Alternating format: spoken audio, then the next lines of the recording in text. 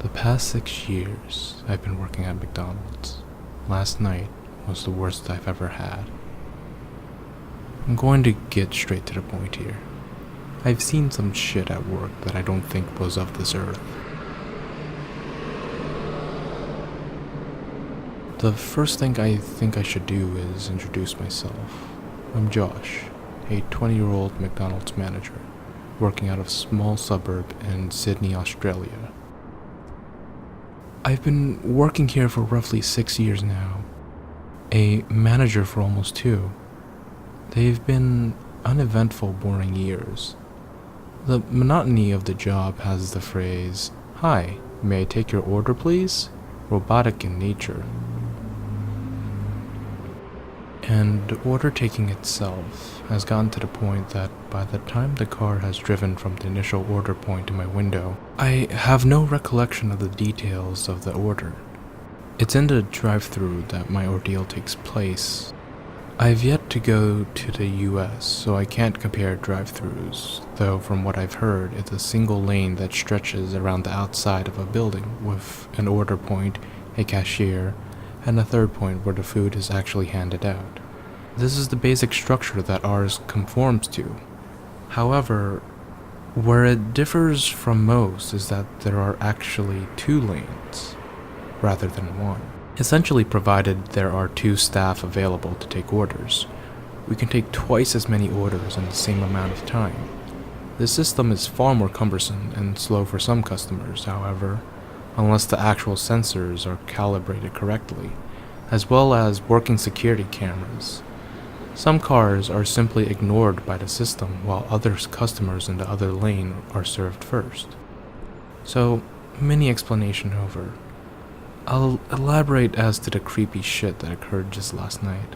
As I've already stated, I manage the night shift on Friday and Saturday nights, catering to the whole store's needs from 10 p.m. till 5 a.m., from serving in the drive-thru to food production, to even serving on the counter once it reopens at 5 a.m. Provided the crew members are experienced, the night shifts tend to go off without a hitch. Last night, however, is where trouble started.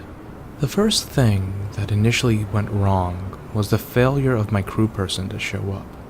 10:30 is the official start time of crew people. Managers typically half an hour before as to ensure that the previous crew have done their jobs and left the store in an acceptable condition.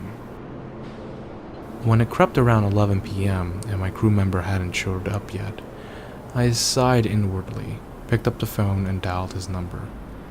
I was counting on him to show up. An issue with the rosters had caused all my other crew to finish at 11 p.m. instead of 1 or 2 at midnight. Nothing. There was no answer. Resigning myself to a long and lonesome night, even the longest shifts are brightened by someone else being in the store, I started to turn around and prep the store, when I was startled out of my wits by the phone ringing again. I eagerly picked it up, answering the standard, "Hello, welcome to McDonald's, Josh speaking." I gave a few seconds, hoping to hear the voice of the crew member that hadn't arrived, apologizing for their tardiness. A few more seconds of silence, then suddenly, the phone went dead. Now when I say dead, I mean dead. The handset died, as did the dial. I couldn't even get a tone out of the thing. I grabbed my cell phone, intending to call the head manager and warn them about the dead phone and truant crew member. No signal. This night was only going to get better. Annoyed by the circumstances, plus the fact that I would probably be blamed for the broken phone and missing member, I bid farewell to the last closer off at 11 p.m. and shut the front doors. The way our McDonald's worked is this: a dual-lane drive-thru, open 24 hours, with a front counter only opened from 5 a.m. till midnight. For small-term shifts like weekday overnight, a sole manager is typically allowed to run the store by himself if the secondary staff member can't make their shift, or if there is a conflict of rosters. For the next 5 hours until the cafe crew arrived at 4 a.m. in time for the breakfast rush, I would be alone. decidedly going about my work with a monotony that would be more suited to paint drying than a shift manager. I spent the first 2 or 3 hours relatively at ease. I was lucky in the fact that the 5 or 6 cars that came through were drunk and understanding, only after sundaes or frozen drinks. I had just finished my bun stock and stock check for the next morning when I ducked outside in the corral, where the spare bun trays and dumpsters were kept for a cigar. Just as I brought the lighter to my lips, my headset beeped twice, indicating a car entering and waiting to order in the second lane. I cursed my bad luck. First an absence, then a broken phone. Now this. I ducked inside and headed to the order taker box. "Hi, may I take your order?" I stopped mid-sentence as I glanced up at the security feed and saw nothing. There was no car in either lane. I looked further at the sensor that told us what car was at what window, with a resounding negative to the concept that there was a car in the drive-thru. Both screens showed up blank. Both said no cars available. I shrugged and moved out of the box, writing up the issue to outdated tech and computer error when it happened again. Knowing that I definitely heard it this time, I jumped back into the box, not even looking up when I uttered the famous phrase, "Hi, may I take your order, please?" Silence. Again, suspecting another computer error, I looked up. What I saw made me start. There was a woman standing in the second lane, one furthest from the building. She had her back to the security camera and was standing half facing the speaker box, half away, dressed in what appeared to be a short white dress. I assumed she had just come from the bar down the road. We get a lot of walkthroughs who we can't serve due to store policy. While the sensor that indicated a car presence still did not show any signs, the beeper was based on motion detection. Assuming it was just a drunk customer, I gathered myself and spoke through the speaker. "I'm sorry, madam, but we can't serve customers on foot through the drive-thru due to health and safety hazards. You have to be in a car in order to place an order." Silence. The woman just stood there, back to the camera. At this point, I was starting to get annoyed. The last thing I needed was a customer just fucking with my night in drive-thru lane. As I readied to repeat myself, I stopped, my hand halfway to the button that would allow me to speak to her. She was crying. At least, I think she was. She stood with her back to me, but her shoulders were shaking? No, that's not the right word for it. Her shoulders were rolling back and forth, as if they were pistons rolling in their sockets. Her long hair, which fell down the small of her back, shook back and forth. With the exception of her shoulders, she stood remarkably still. While odd, I've seen some crazies come and go. I chalked it up to an alcoholic bender, so I repeated myself. "I'm sorry, ma'am, but the drive-thru is for vehicles only. We can't take your order at this time." I switched my microphone off and waited for a response. When I realized nothing was forthcoming, I sighed and left the box. An approaching car would no doubt make her move. Now, there's one feature of the drive-thru I haven't highlighted yet, and it has to do with the speaker box. When a car pulls up, not only does the beeping occur, but the receiver inside the speaker box activates. As a result, I can always hear whatever a car is saying, but unless I activate the microphone, they won't hear me. It essentially acts as a one-way radio. Now, when this woman at 3 in the morning came through to my window, and I asked her to move, she hadn't made a sound. After my aforementioned second attempt at moving her, and my resulting giving up, my microphone was switched off. I could still hear her. Seeing as she had remained silent, I went about my business, writing up a memo for the head manager as to the stock levels, when I heard it. The crackle of static had me scared out of my wits. I looked up at the security feed. She was still there, except this time she was bent towards the order box.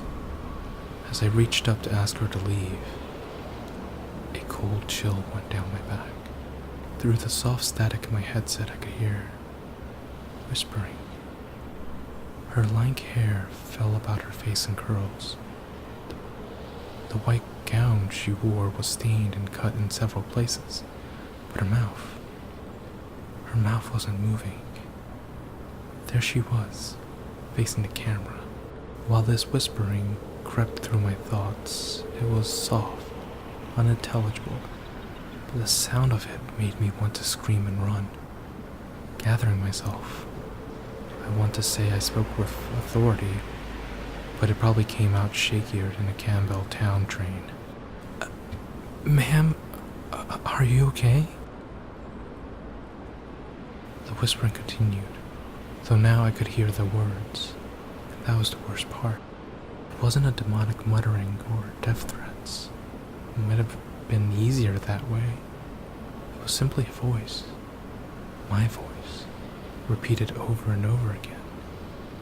It kept varying in pitch, starting in a little girl's voice and ending in a deep baritone, as if whatever the voice belonged to couldn't decide what it was or what to replicate, repeating the words over and over. Are you okay? Are you okay? Are you okay? Are you okay? I couldn't help it. I locked myself in the office. Fuck any customer that drove through. Fuck any worker that showed up. I wasn't leaving for any reason. There was only one problem. Earlier, when I was taking the drunk cars, we were so busy that I'd left the window closed, but unlocked. I don't remember the next part. All I remember is the fear that gripped me as time dragged on with broken fingers. I found the following notes in the next day, scribbled in my personal section of the manager's note diary. 3:15. I heard the window slide open. The security feed doesn't cover the hallway between the box and the office. 3:30 a.m. I can hear footsteps, agonizingly heavy, dragging every second. I still can't find her on the monitor. 3:45 a.m. I have 5 more minutes before the open crew arrives. The footsteps have stopped, if only for one reason. The manager's office has a glass pane in the door. She's standing on the other side, I know. I can hear the voice whispering. I haven't seen her face. I don't want to. Why is she here? Please, leave. Why my voice? It's in my head, twisting in my thoughts. It won't stop. Please. Incessant. Over and over. Okay.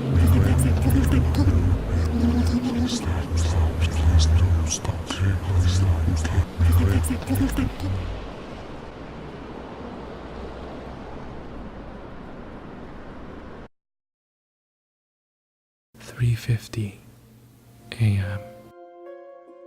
I can see the opener's car arriving on the car park feed. They're outside on the patio. I'm so relieved this nightmare is over. And by instinct, I look up. She's still here. She's smiling. That's the only recollection I have of the time I spent in the office. My amnesia was broken by the arrival of the cafe crew knocking on the door. Apart from a few strange looks, they didn't seem to have any concerns. There was no mention of any woman, nor trace of her presence. The drive-thru order ticket window was locked when I approached it. I don't know what's happened. I don't know who she was. The security tapes just showed static between 3 and 4 a.m., with the static stopping when the door was opened by the cafe crew. There are only a few short frames of me cowering in the office around the corner, apparently scared for my life, before unbending and opening the door following their arrival. I can't have anyone know about this. The pages from the manager's books have been removed. I can't have anyone think I'm crazy and jeopardize my job. As far as I can tell, the other crew just think I dozed off for a few minutes in an office. It happens more than you think to the overnight crew. One of the things that are overlooked provided you finished your jobs and reset the registers. But as I look at the roster for next week, my heart can't help but fill with dread as I read the small bar. Wednesday, Jawsh, overnight.